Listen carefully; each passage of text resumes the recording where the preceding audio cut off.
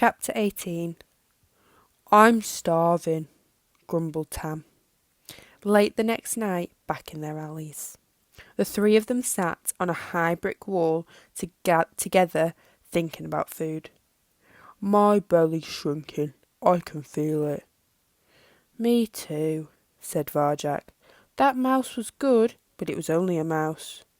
You're right, said Holly. This is getting serious. It's time for a drastic action. And I've got a plan.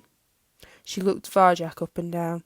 First of all, though, you've got to look normal. Tell me, Mr. Paw, are you ever planning to clean yourself? Varjak shook his head. He was outside. He didn't have to wash. At home, Mother was always washing me. I hated it. You're not at home now. Here she goes, sighed Tam. I don't have to do anything I don't like, said Varjak. You can do what you want, agreed Holly. But look at you. The people will notice. They'll think you're wild and they'll take you away. Varjak inspected his coat. She was right. He was filthy. The fine silver blue fur was completely caked with grime. I like it, he said, rather pleased with himself. Plus, she added, you stink. He didn't respond. I'm sorry, but you really do. Varjak looked to Tam, but even she was silent this time. Okay, he grumbled reluctantly, licking his paws. You sound just like Mother sometimes. He stopped after a few licks. Is that better? Holly looked him calmly in the eye. I'm not saying this to annoy you. I'm saying it because it's dangerous to look so dirty. You'll draw attention to us all, and you'll ruin my plan. Now do it properly, or I'm off. Varjak snorted, but resumed his cleaning. If you're a blue, whatever it is, you should be proud of how you look, she coaxed. We are the noblest of cats, he muttered through a mouthful of mud. But the old boast rang hollow in the city. Would any of his family rescue a stranger? The elder paw, perhaps, but not the rest. So who was more noble, the blue or this spiky street cat who'd saved his life? The question bothered him. It turned everything he believed on its head. So he pushed it out of his mind and concentrated on his cleaning. All right, said Holly at last. That'll do. Varjak's fur was a dull grey colour. It looked very ordinary. It didn't look like the coat of a Mesopotamian blue any more, and he liked it that way. Now the collar, she said. You can't be a street cat with a collar. Come here. This was more like it.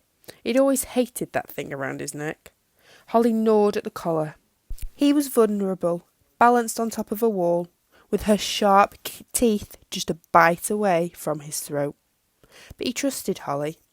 She rescued him. She was his friend. There! She moved back.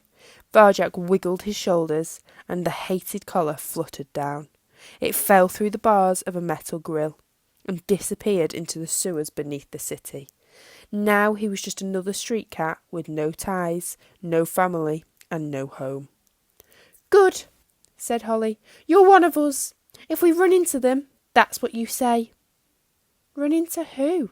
Said Varjak, though he knew the answer already. He grinned. Not that big, bad Sal. Please, cried Tam. You don't know what you're saying. This isn't a joke, said Holly. She sounded serious. Varjak stopped grinning. We have to pass near her territory to get where we're going. Remember what Ginger did to you? Those cats are much worse. Much, much worse. They set off silently.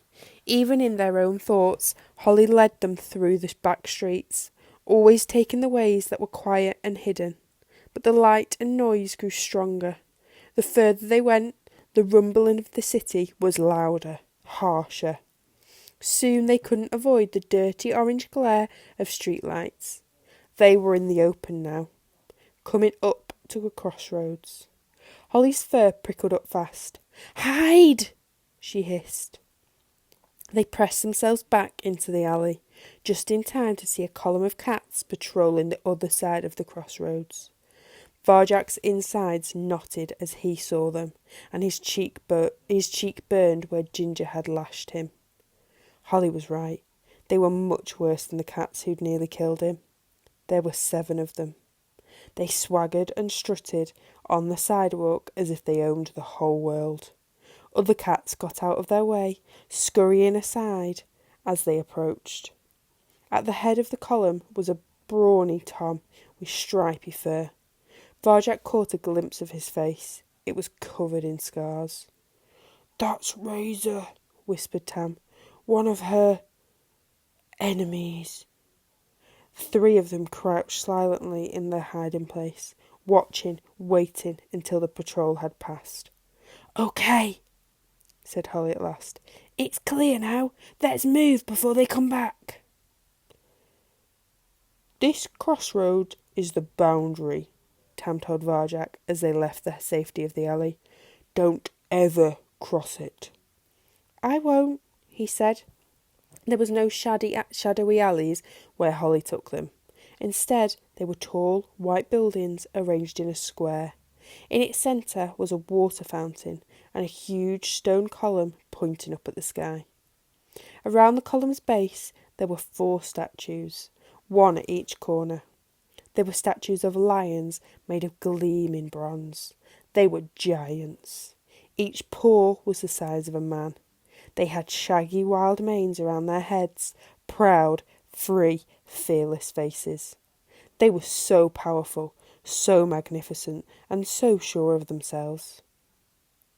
"That's what we should be," whispered Tam. "What we could be," said Varjak. "They're great." They sat there for a while, just looking at the statues. "We can only come here late at night," said Holly. "During the day it's too crowded. People, cars, dogs, but at least it's neutral grounds. The gang leave it alone. Which means they also leave those birds alone." Varjak looked again. He was so thrilled by the statues. He'd hardly noticed the square was swarming with pigeons, dozens of them strutting around beneath the moonlight, and more were coming in all the time. The air pulsed with trilling and cooing. "So tell me, Mr. Paw," said Holly, "how exactly would you hunt one?" "What do you mean?" said Varjak, suddenly suspicious. Was she making fun of him again? He'd never tried to hunt a bird. It seemed too difficult. "I mean, go and get one of those pigeons." It sounded like a challenge. He searched her mustard eyes. She didn't look like she was making fun of him. She meant it. "All right," he said. "I will." "Holly," said Tam, "that's not fair. Don't take any notice of her, Varjak. She's being mean again." "I want to do it," he said, still looking into Holly's eyes. She smiled. Varjak slunk into the square. He selected a bird and turned all his awareness onto it. He observed it with his eyes, ears, whiskers. Nothing it did could surprise him now. He and it were one. He crept towards the pigeon, carefully as Jalal himself. In the whole world there was nothing but him and his prey. Varjak sprang, and 100 wings came at him. 100 claws carved out, 100 beaks cooed in chaos. Panic. Varjak fled from the flock. He hadn't expected anything so fierce. His fur ruffled and his tail trembled. He hid behind Holly and Tam and watched the birds settle down from a safe distance. "Varjak!" cried Tam. "Are you okay?" He shook his head. "I told you, Holly, no one could do that." "Exactly," said Holly. "That's exactly what happens to me every time. That's why even the gangs don't bother with this place. But I always think if we could just work out how to catch the birds, we'd never go hungry again." "It's impossible," panted Varjak. His pulse was still pounding. "Impossible." "For one cat, yes," said Holly. "And yes, we usually hunt alone. But imagine 3 of us hunting together. It could work just well. Well, that's the plan. What do you think? Yes, said Varjak. I don't like the sound of this, said Tam. She buried her head in her paws and curled up to sleep. Wake me up when it's time to go home.